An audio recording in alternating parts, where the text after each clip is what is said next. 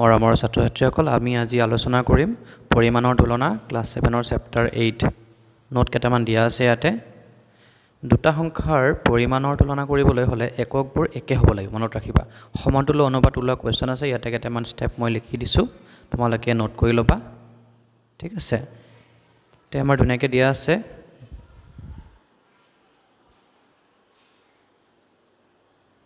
এতিয়া আমি আৰম্ভ কৰিম অনুশীলনী 8.1ৰ কুৱেশ্যন নম্বৰ 1। অনুপাত উলিয়াব দিছে আমাক ইয়াতে। চ' ৰোমান 1ত কি দিছে 5 কিলোমিটাৰ আৰু 500 মিটাৰ। চ' নিৰ্ণয় অনুপাত কি হ'ব, ওপৰত লিখিম আমি 5 কিলোমিটাৰ, তাৰপিছতে তলত লিখিম আমি যিটো হৰ হয় 500 মিটাৰ, ঠিক আছে। তোমালোকে নিশ্চয় জানা 1 কিলোমিটাৰত কিমান মিটাৰ হয়, 1000 মিটাৰ, হয় নে নহয়।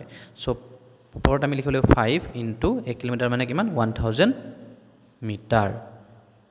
তাৰপিছতে আমাৰ তলত অলৰেডি লিখা আছে কি 500 মিটাৰ।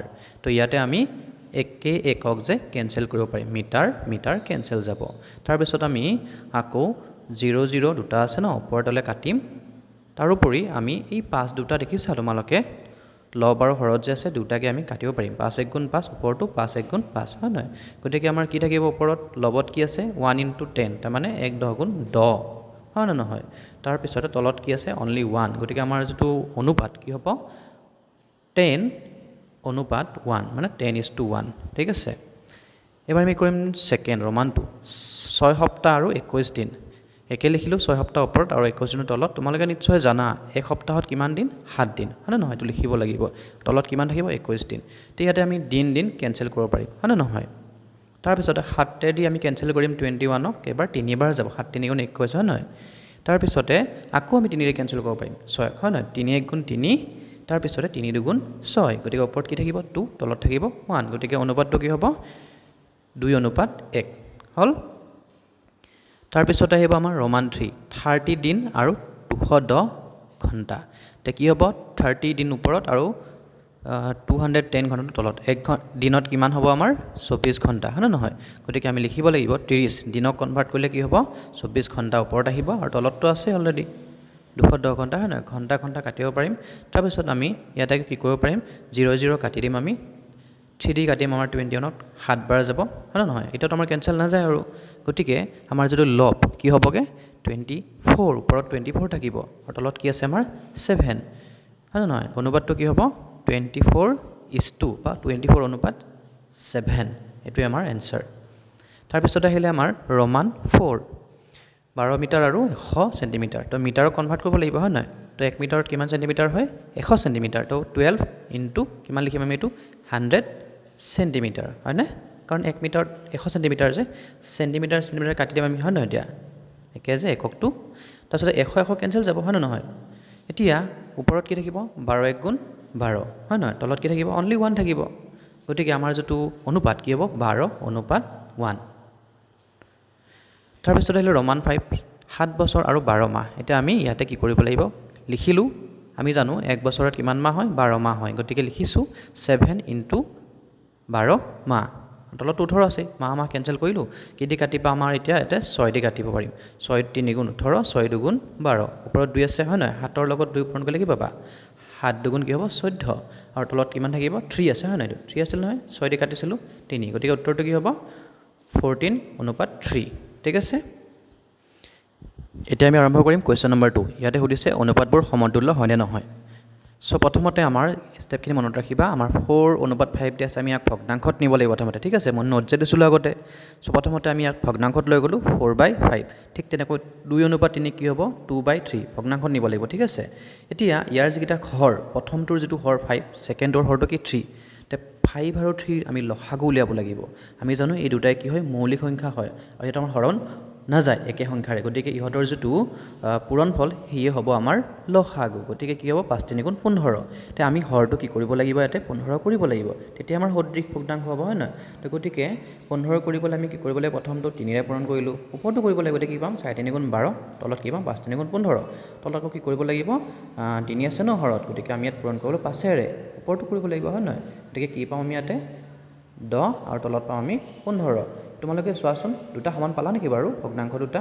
এটাত পালোঁ 15/12, আৰু এটাত কি পালোঁ আমি 15/10, সমান নহয়। গতিকে যদি সমান নহয় কি হ'ব, ইহঁত সমতুল্য ভগ্নাংশ নহ'ব ঠিক আছে বুজি পালা সমতুল্য কি হ'ব আমাৰ এইটো নহ'ব ঠিক আছে এতিয়া আমি কৰিম ৰোমান 2 7:15 আৰু কিত আছে 21:45 ঠিক আছে এতিয়া কি লিখিব লাগিব আমি ভগ্নাংশত লিখিছোঁ কি আছে আমাৰ এইটো 7:15 আমি লিখিছোঁ 7/15 তলত আছে 21:45 মানে লিখিলোঁ ধুনীয়াকৈ ভগ্নাংশত এতিয়া 15:45 আছে ন ইয়াতে আমাৰ 15 দি 45 হৰণ যায় গতিকে আমাৰ যিটো লসাগু 45 হ'ব ঠিক আছে 45 বনাব লাগিব আমাৰ হৰটো গতিকে আমি প্ৰথমটো লিখিছোঁ তলত হৰ আছে 15টো 15ত কি পূৰণ কৰিলে 45 হ'ব 3 পূৰণ কৰিব লাগিব তো ওপৰটো আমাৰ কি হ'ব 3 গতিকে তলতটো 45 হ'বই 15 45 হয় নহয় তো 7 কিমান হ'বগৈ 21 আকৌ এইটোতো আমাৰ অলৰেডি 45 হৈ আছে গতিকে 1 পূৰণ কৰিলে আমাৰ হৈ যাব হয় নহয় তে ইয়াতে কৰিছোঁ কি 1 ঠিক তেনেকৈ 1 কৰিলে কি হ'ব এইটো 21 ওপৰত আৰু তলত কি হ'ব 45 দুইটা অনুপাত চোৱা সমান সমান হয় নহয় আৰু তোমালোকক কৈছিলোঁ যেতিয়া এই ভগ্নাংশ যিটো সদৃশ ভগ্নাংশ সমান হয় আৰু সমান হ'লে কি হয় ইহঁত আমাৰ সমতুল্য ভগ্নাংশ হ'ব ঠিক আছে নিশ্চয় বুজি পাইছা সমতুল্য কি হ'ব ই হ'বগে ঠিক আছে তাৰপিছত আমাৰ সেইটো ৰোমান 3 6:8 আৰু 54:72 ঠিক আছে ইহঁতকো আমি ভগ্নাংশত লৈ গৈছোঁ তাৰপিছত ধুনীয়াকৈ কৰি দিছোঁ তোমালোকে চোৱা হৰকেইটা কি আছে আমাৰ 8 আৰু 72 আৰু 8 আৰু 72 হৰণ যায় গতিকে আমাৰ যিটো লসাগু 72 হ'ব তো আমি 72 বনাব লাগিব আমাৰ যিটো হৰ তো 8 ত 9 পূৰণ কৰিছোঁ ওপৰতো কৰিছোঁ ঠিক তেনেকৈ তলতো কৰিছোঁ 1 কৰিলে হৈ যাব আৰু তোমালোকে যদি চোৱা ভগ্নাংশ দুটা সদৃশ এই সদৃশ কি হয় সমান গতিকে সমতুল্য হ'ব আমাৰ ৰোমান 4 আহিলে 13:14 আৰু কি 14:13 ইয়াতে হৰ দুটা কি 14 আৰু 13 নহয় নহয় তো আমাৰ ইয়াতে লসাগু হ'ব 182 কাৰণ হৰণ নাযায় গতিকে আমি ইয়াত বনাই ল'ম এতিয়া সদৃশ ভগ্নাংশ কি পূৰণ কৰিব লাগিব আমাৰ প্ৰথমটোত 13 পূৰণ কৰিব লাগিব 14ৰ লগত ওপৰতো 13 হ'ব গতিকে 169 বা 182 পাম আকৌ এইটোত কি হ'ব 14 পূৰণ কৰিম 14 × 14 কৰিলে 196 তলত 182 ঠিক আছে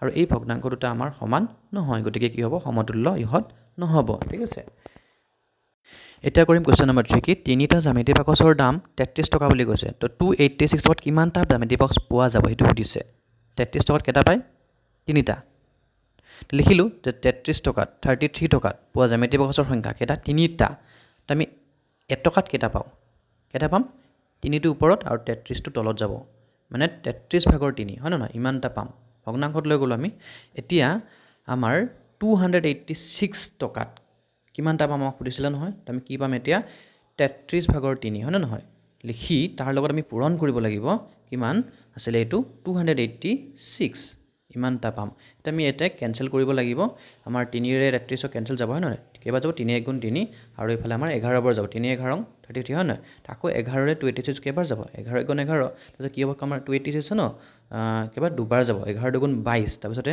বাকী থাকিব 6 তাৰমানে 66 11 × 6 = 66 হয় নহয় তো উত্তৰ কি পাবা তোমালোকে 26টা 26টা আমাৰ জ্যামিতি বাক্স তোমালোকে কিনিবলৈ পাৰিবা ঠিক আছে এবাৰ আমি কুৱেশ্যন নম্বৰ 4 কি কল্পনাই 160 টকাত 10টা বল কিনিলে আৰু জয়মতীয়ে 128 টকাত 8টা বল কিনিলে দুয়োগৰাকীয়ে একে দামত কিনিব পাৰিলে আমাক সুধিছে আমি এতিয়া ওলাব লাগিব যে এটা বলৰ দাম কিমান কল্পনাই কিনা বা জয়মতীয়ে এটা বল কেই টকাত কিনিলে তো আমি লিখিছোঁ যে 10টা বল কিনিলে কল্পনাই কেই টকাত 160 টকাত গতিকে এটাৰ দাম কিমান হ'বগৈ আমি ইয়াতে ভগ্নাংশত হ'বগৈ আমাৰ 160 হ'বগৈ ওপৰত আৰু 10টো তলত ইমান টকাত কিনিবা 0 কেনচেল কৰিলোঁ তাৰমানে উত্তৰটো কিমান পালোঁ আমাৰ 16 টকাত কিনিছিলে কল্পনাই এটা বল কেই টকাত কিনিছিলে 16 টকাত 16 ৰুপিজত কিনিছিলে ঠিক আছে ঠিক তেনেকৈ জয়মতীটো আমি ওলাম এতিয়া জয়মতীয়ে কি কৰিছিলে 8টা বল কিনিছিলে কেই টকাত 128 টকাত 128 টকাত গতিকে এটাত কিমান হ'ব দামটো যে 128 ওপৰত আৰু 8টো তলত কেনচেল কৰিলে হ'ল এতিয়া 8 × 8 বাকী থাকিব 4 তাৰমানে 48 8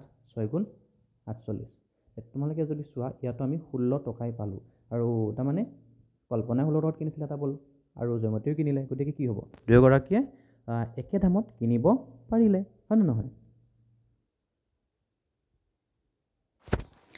এইবাৰ আমাৰ লাষ্ট কুৱেশ্যন নম্বৰ 5 জেনেলিয়াই গোটেই বছৰটোত ঘৰ ভাড়াৰ বাবে দিয়ে কিমান 66,000 টকা দিয়ে যদি তেওঁ 3 মাহৰ মূৰে মূৰে ঘৰ ভাড়া দিব বিচাৰে কিমান টকা দিব 3 মাহত মূৰে মূৰে দিব মানে হয় নে নহয় তে এবছৰত তোমালোকে জানা 12 মাহ হয় নে নহয় আমি এমাহৰটো ওলাই 3 মাহত পূৰণ কৰি দিম তে এবছৰত কিমান মাহ 12 মাহত দিব লগা ঘৰ ভাড়া কিমান 66,000 টকা হয় নহয় এমাহত কিমান হ'বগৈ 12 দি হৰণ কৰি দিম হয় নে নহয় তো এমাহত কি হ'ব আমাৰ ওপৰত থাকিব 66,000 হয়নে তাৰপিছতে আমাৰ তলত হ'বগৈ 12টো আমাৰ তলত আহি যাব হয়নে ভগ্নাংশত আহি গ'ল ইমান টকা দিব লাগিব এতিয়া আমাক কিমান মাহত সুধিছে 3 মাহৰ মূৰে মূৰে হয় নে নহয় 3 মাহৰ মূৰে মূৰে গতিকে 3টো পূৰণ হ'বগৈ এই ভগ্নাংশটোৰ লগত হয়নে 66,000 তলত 12 আৰু ওপৰত 3 টকা হয়নে এতিয়া আমাৰ কটাকটি কৰিব লাগিব 3ৰে যাব আমাৰ 12 কেইবাৰ যাব 4 বাৰ যাব 3 4 গুণ 12 হয় নহয় আকৌ 4ৰে আমাৰ হেৰি আমি 2 দি কাটো তে 2 2 4 হয় নহয় আকৌ ওপৰত তোমাৰ 66 টকা কাটা যাব ন 2ৰে 33 তাৰপিছতে আমাৰ 3টা 0 লিখিলোঁ আকৌ 2টো আমি কাটিম 33,000ক 2 1 গুণ 2 তাৰপিছত বাকী থাকিলে 1 মানে 13 2 6 গুণ 12 আকৌ বাকী থাকিলে একটা মানে হৈ গ'ল আপোনাৰ 10 2 5 গুণ 10 আৰু 2টা শূন্য কাটি লিখি দিয়া মানে কিমান হ'ব উত্তৰটো 16,500 টকা 16,500 ৰুপিজ আমি 3 মাহৰ মূৰে মূৰে দিব লাগিব তে বুজি পালা ঠিক আছে